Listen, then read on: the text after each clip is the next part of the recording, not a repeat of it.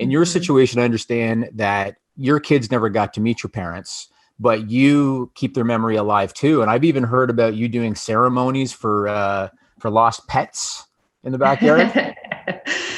Yeah, I think it's probably a certain kind of experience to grow up with a grief therapist as a mom.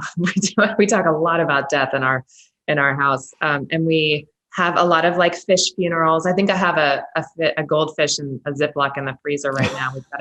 We're overdue for it. We've had a lot of rain lately, so I didn't want to bury it yet. But I think it's important. I think that if we could do a better job of talking about grief and loss at a young age, it would help us when we have to move through it. Inevitably, we're all going to go through grief and loss, and it can be just a really confusing experience initially, and people don't know where to turn, and they don't know how to process it or internalize it or how to talk about it. So I think if we could start doing that at an earlier age, and as a culture, it would be a lot healthier and more helpful.